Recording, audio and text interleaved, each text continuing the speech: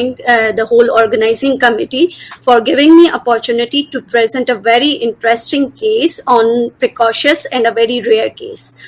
So my history starts, I'm going to present a case of 21-month-old boy. Informant is mother, and he is resident of Karachi, Pakistan. His history started at the age of 15 day of life when he presented in adrenal crisis with a complaint of vomiting and shock-like condition and progressive dark pigmentation. He was diagnosed and treated as a case of primary adrenal insufficiency, and then subsequently he was kept on hydrocortisone and Florinef.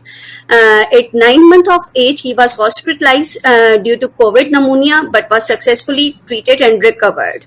And then after that, he remained on follow-up with serial growth monitoring, which showed adequate weight gain and decrease in pigmentation subsequently. Interesting to note that at 11th month of age, he developed penile enlargement and appearance of pubic hair. Mother noticed that for past 1 month, although there was no history of any fits, visual disturbance, trauma, or any history of irradiations in the past. There was no history of any neurocutaneous markers, no history of underarm hair growth, and there was also no any significant history of external drug exposure like androgens. Family history is quite significant for my patient. He is the product of non-consanguineous marriage. He is currently 21-month-old, and you can appreciate that his elder brother, who is 15-year-old, he is also diagnosed case of primary adrenal insufficiency. I will tell about him later on in my presentation. It is quite interesting to note there is history of 2 abortions at the age of 3 and 4 months, and there is also a history of male SIB death at the age of 1 month whose diagnosis was not met, but he presented with the similar symptoms of vomiting and shock-like condition. There are 2 alive healthy females sibling to my patient. Next slide. Birth history was quite insignificant. He was born with 3 kg weight with no significant perinatal or postnatal any significant history. There was no surgical history. He's up to date vaccinated. He's developmentally normal, achieved all his milestone at appropriate age, and socioeconomically he belonged to a middle class family. Examination. At the time of examination, my patient was 16 months, and his height was 79 centimeter, which fall on minus 0.3 standard deviation. Weight was at the standard deviation of minus 0.3. OFC was at the, please go back to the slide. Previous slide. OFC was standard deviation at minus 0.13. He was vitally stable. On plotting on the growth chart, his weight and height were at the 25th centile. Tanner staging, he was at Tanner stage 3 with penile length of 5 centimeter, stretched penile length, and his testicular volume bilaterally it was 6 milliliter. Both testes. Next slide. Rest of the systematic examination and head-to-toe examination was all unremarkable. So we proceeded towards investigation. His complete blood count was all right. There was no abnormality found. Next slide. Although we can appreciate at the age of 15 day of life when he was first time admitted, there was marked hyponatremia. Potassium level was quite high, and he was having acidosis, and whereas renal profile was normal. Subsequently, the electrolytes normalized with the treatment as he was treated in adrenal crisis with it. Hormonal profile, click once, Sirisha, click once. Okay, you can appreciate at the age of 15 day of life, at the time of his first admission, his renin was markedly high, his cortisol level was low and SETH was 105, which the findings were consistent with primary adrenal insufficiency, whereas 17 OHP was quite low. Clip ones. This arrow is showing that at the age of 11 months, when he presented with the signs of precocious puberty, we can appreciate that his basal LH was high and testosterone was also sky high, whereas he was on also treatment. This is then we proceeded towards the synectin stimulation test, which patient underwent, and the result is showing there is no increase in 17 OHP and no marked increase in cortisol. So at this point, the most common diagnosis of primary adrenal insufficiency is congenital adrenal hyperplasia, but it was ruled out on synectin stimulation test, the non-classical one. X-ray for bone age was done as patient presented with precocious puberty, and here we used Greenwich and Piles method, and bone age was slightly advanced. It was 3 years. Next. Ultrasound pelvis and inguinal region was consistent with the clinical findings that his testicular volume was 6 ml, whereas there was no evidence of any Mullerian duct remnant or uterus or ovaries or any mass seen in that.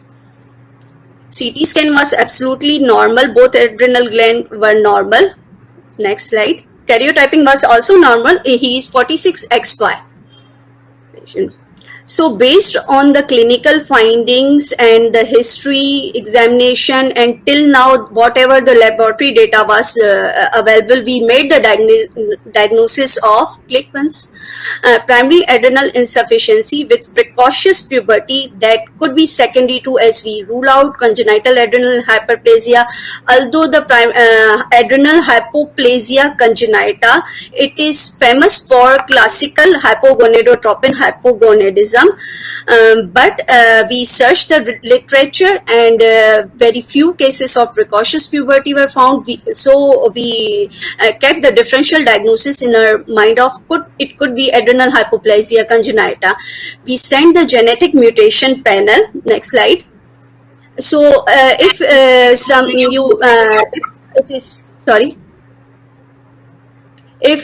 is with the nomenclature of genetic panel, here we can appreciate that at the position of 327, there is nucleotide substitution of citrulline by arginine that ultimately resulted in the nonsense mutation of cysteine amino acid, which resulted in translation stop and leading to defective protein or the totally absent protein. And patient was hemizygous, and that is a quite pathogenic variant that was identified previously. Next slide.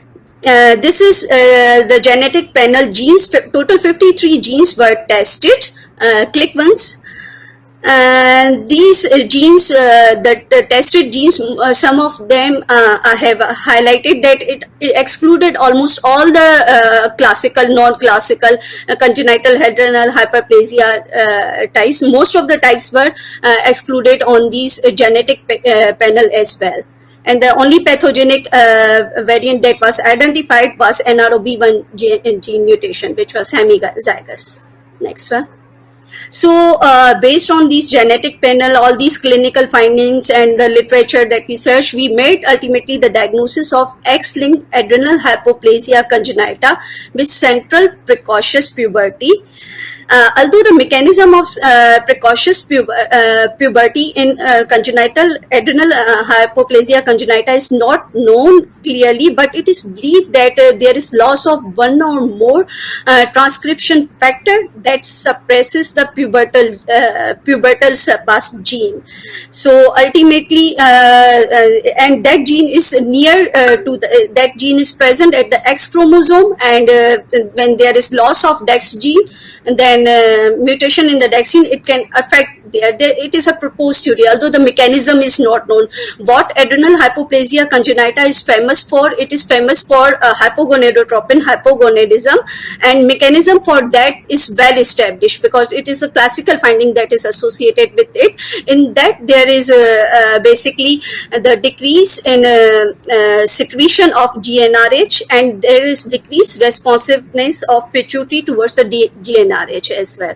That is a well-defined mechanism for hypogonadotropin hypogonadism, but mechanism of precocious puberty is yet to be known. Next slide. This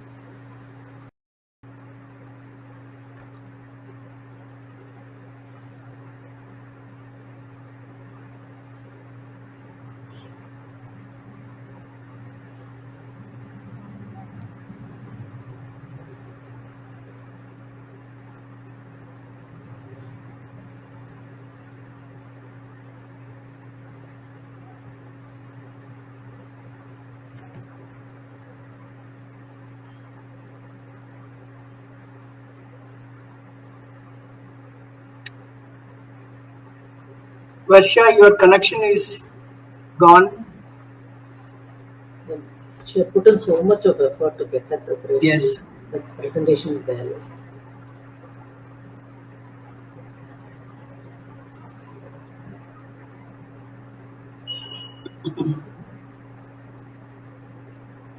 She'll come back soon, hopefully.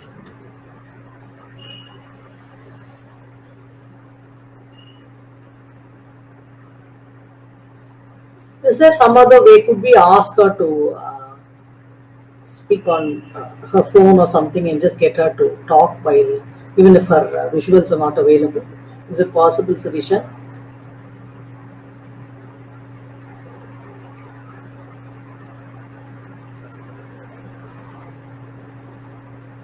Sirisha, she must be talking to her. Oh, okay.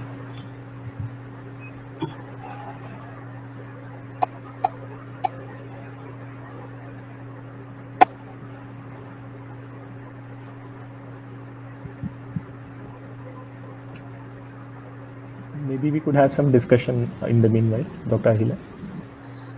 Any questions? No questions, I think.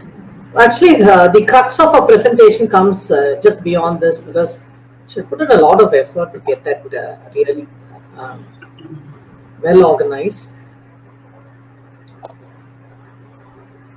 So I don't want to steal her work. She's done so much of work on that.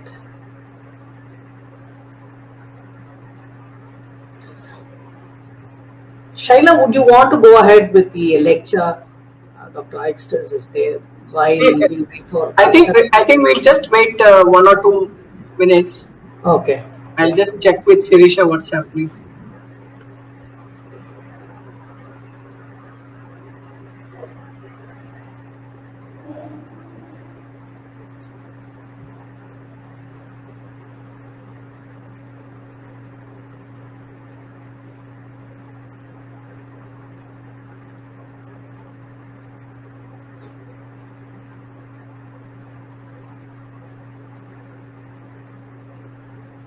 Sirisha? She's just rejoining, ma'am. I just called her. Smita, Gopika, all of us can see the presentation actually. Just check your settings, Smita.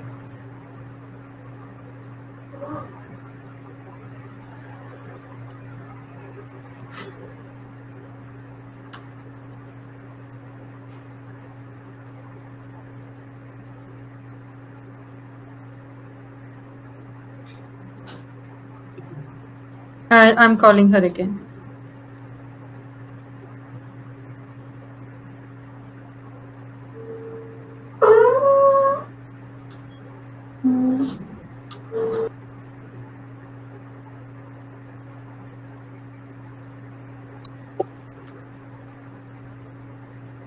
Sorry about it, because she has problem with the net. Yeah, she's come back now. Okay. Am I audible now? Yeah, please Yeah. welcome, sir. Welcome. Yeah, I'm sorry for that. All of the sudden, my laptop, you see. So without any delay, I just want to put a point on this slide that regarding treatment at 15th of day of life, he was treated for adrenal crisis with stress dose management and IV fluids. Subsequently, he was kept on supraphysiological dose of hydrocortisone and Flurinef, and he remained quite well. He was treated again with adrenal crisis when he presented with COVID pneumonia at 9 months of age and successfully treated.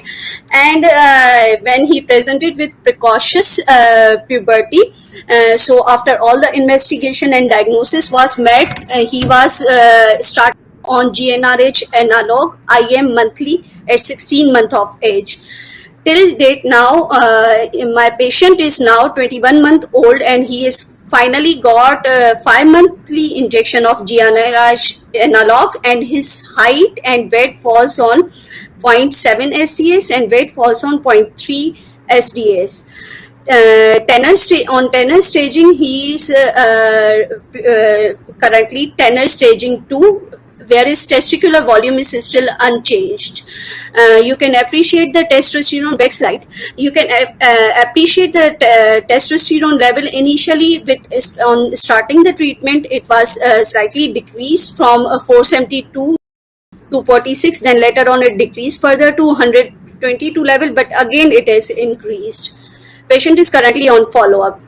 Next slide. This is very interesting slide. Interesting to note that his elder brother, which I shared, is currently 15-year-old. He was managed as primary adrenal insufficiency at the age of 1 month with proper follow-up, and currently he is facing the arrested puberty for past 1 year. His tenor staging is 3 and with bilateral testicular volume of 6 ml. Interesting to note over here, his genetic panel was also sent, which shows the exactly same gene, exactly same variant as his brother had, but totally different pubertal presentation. He is facing arrested puberty, and his brother is suffering from the precocious puberty central.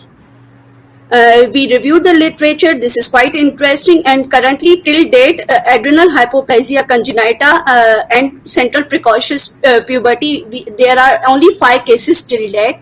Next slide. I want to share this literature. This is very interesting literature that is exactly matching the family that I presented recently. It is in Turkian family, and this was published in Pediatric Endocrine Metabolism Journal, and they are telling that in that family there were 3 boys who had the exactly same genetic mutation of DEX1 gene, but these 3, 2 of them achieved the spontaneous puberty, but currently they are facing, they were at that time facing the arrested puberty, and one of the child had the precocious puberty, and all these 3 boys had the same gene and same variant, is the case with our case. No? Next slide. This is also interesting that this NROB1 mutation usually it causes adrenal hypoplasia congenita, which present with primary adrenal insufficiency. But in this patient presented at the age of 4 years with only central precocious puberty. He had no signs of adrenal insufficiency in the past. So we never previously thought that central precocious puberty only can be only manifestation of adrenal hypoplasia congenita, can be only solely presentation of. So the NROB gene 1 is quite diverse, and it's most of the mechanism of action are still yet to be known. Next slide. Some points about, because we have much talked about this gene. So NROB gene, it is basically located at the X chromosome, and it encodes the DEX1 nuclear protein. This DEX1 nuclear protein has 2 exons and 470 amino acid, and it is expressed over the gonads, adrenals, embryonic cells, and hypothalamus and pituitary. That's why the symptoms are related towards that. Till date now, 100 mutations have been found, and most of them are nonsense and Framshift mutation. Our patient had the nonsense mutation. It is adrenal hypoplasia congenita. It is itself rare and quite uncommon, and its association with central precocious puberty is extremely rare. Its frequency of adrenal hypoplasia congenita is 1 in 12,500 live births. And interesting to note that this it has been suggested that there is chromosomal aberrancy, and adrenal hypoplasia congenita can be the part of contiguous chromosomal deletion of the large segment of X chromosome that carries a NR0B gene mutation, and that patient can also present with Duchenne muscular dystrophy and glycerol kinase deficiency due to large aberration of this. So, primary adrenal hypoplasia, it is caused by intrinsic factor defect, and there is defect in the development of adrenal gland. It is related to many pubertal disorder, which ranges from hypogonadotropin hypogonadism, arrested puberty, and now recently the precocious puberty, that can be both the peripheral and central precocious puberty. Hallmark is adrenal insufficiency, but there are many cases reported that that shows that adrenal insufficiency is also bimodal in distribution. It can occur, most of the time it occurs in the early phase of life, but it can also occur in the late phase of life, like after 7 years, or that if the patient is having the issues of precocious puberty, ultimately they land with the short height, and they can rarely present with also respiratory symptoms. The reason behind that of respiratory symptoms is that ACTH is quite high, and cortisol production, steroid production is low, and it is most common in small for gestational age babies that are having these symptoms, and there is ultimately bronchopulmonary dysplasia. Steroids are needed for the lung maturation in that phase, and that cortisol deficiency further aggravates the situation in those babies. So this we have already discussed much about that, and the mechanism of action which we have discussed. Complication, in complication, patient can present with life-threatening adrenal crisis, and if they are having the arrested or precocious puberty, ultimately they can present, they can have the short height, they can present with infertility, and if the DAX mutation is a part of contiguous gene syndrome, then they can present with the findings or clinical symptoms of myopathy. Adrenal insufficiency is quite potentially life-threatening condition if it is not diagnosed early and not treated early. There is reduced life expectancy and high morbidity if the patient receive optimal management, and majority of patients have adrenal insufficiency. They can even die from cardiovascular disease and from overwhelming infections. These are the references, and this is a slide that I wanted to show that it is Swat Valley, very beautiful place at Pakistan in the province of Khyber Pakhtunkhwa, and once this pandemic is controlled and over, I invite you to come and visit our beautiful country. Thank you so much, Varsha. That was an absolutely brilliant presentation, and we really appreciate the effort that you put into doing such a wonderful presentation. And I'm happy that you could come back and do it, because I know how much of effort had gone into this presentation. We're open for questions. Meanwhile, I've got a few questions for you, Varsha, and I know that you can answer all of them, and I'm not going to do anything at all today. Is the hair stage a bit surprising for a child who's less than 2 years with a testicular volume of 6 ml bilaterally? Yes, it was surprisingly, but it was basically puberty 3, pubertal 3, nice, but it was quite. Okay. The next question is again from Vijay Sarathi. What are the DHEAS level ultrasound testis findings? She had mentioned the ultrasound testis, yes, and that she had mentioned it with the same 6 ml volume or bilaterally. and there was nothing else on that, but I think there was no DHAS. No DHA levels were not done, because DHA level, when we are suspecting the Phi delta part of CH, if we are suspecting 3 beta dehydrogenase levels, and that, then we used to go towards that. We didn't go for DHA levels. Okay. I think next is a very, very interesting question from Vijay Sarthi again. Why is the child not responding well to the GnRH analog depot, and what could be the possible reason? Child initially responded, but currently is actually the time period is also not that much. Now he has only got the 5 IM injections monthly, and now we are planning to move towards 3 monthly injection in order to have the good compliance and to see the good result. But yet the period is quite short of treatment. Only 5 months have been passed. But can I add something to that, Varsha? Yes. As you mentioned, the presentation of NR0B1 mutations is diverse, and some of them can have both peripheral precocious puberty and central precocious puberty. They have, some of them have Leydig cell hyperplasia, and I think as this child grows and Varsha and her team follows, we might be able to see what was the reason for the poor response. And as she mentioned, the child may take time for the regression in testicular volume, but the testosterone has climbed again, so there might be a component of peripheral precocious puberty too. There are a few case reports mentioning peripheral precocious puberty in NR0B1 mutation, and I think it's a really interesting topic, and it will take a whole lot of time, and I would welcome comments from the other experts too. I would really love to listen to them. Is there any comments anybody wants to make? Could I ask Dr. Erica to give her expert comments? She's not here. Yeah, Dr. Erica, please. Yeah, so I have to admit that this is new information to me. I have never seen a case, and I wasn't aware that they existed. So I think that's really food for thought. We have to think about the possible mechanism. It's fascinating. So I don't have any brilliant ideas, but I'm definitely intrigued.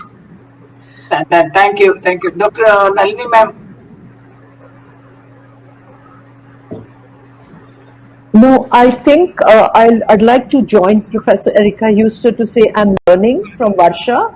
So Varsha, thank you very much for joining us and teaching us through this extraordinarily brilliantly worked up and longitudinally available case for follow-up. So thank you very much. There is another question from Dr. Rajni Sharma. There's one question from Dr. Srinivas Sushil. Was MRI brain done? No, it wasn't done. I think Varsha will plan for it in the future. Why should you? No, why should we? Because the cause is already picked up genetic mutation. When we are suspecting the central precocious puberty secondary to hematomas or any tumors, then we should ideally go for that. And once the mutation has been picked, well, it's not yet done, but. Okay, there's one more question from Dr. Rajni Sharma. Is central puberty known to spontaneously regress in some patients? I have searched the literature, but I haven't found that it regresses spontaneously. It requires treatment at least when the patient is having Tanner staging 3 and testicular volume of 6 ml at the age of 11 months. It requires treatment. We cannot go for wait and watch policy. We can't apply for that patient. I would like to add something, because I had one whole week of reading to do after listening. After having to help Varsha prepare her presentation. I've never come across a DAX1 mutation in the same family with different presentations. But then there are a few case reports which have talked about the spontaneous regression in central puberty. But I agree with Varsha. At this point in time, the child needs to be treated. She would probably, her team would follow up and take a decision if there is any regression or how the child behaves. I think the team will decide later on. Yes. But there are a few case reports about spontaneous regression of central puberty, central precocious puberty. There's one question from Pragya. Can a child with precocity can ultimately land up in arrested puberty or hypogonadism? No, actually, as I told that only few cases of central precocious puberty with NR0B has been identified, and then specific mutation there I didn't found any type of arrested puberty in that. Although the spontaneous puberty is achieved in those patients in NR0B one patient, and that can lead to arrested puberty, or if one puberty achieved, that can lead to arrested puberty, but with central precocious puberty, I have not seen through. Varsha has more experience than all of us. I don't have.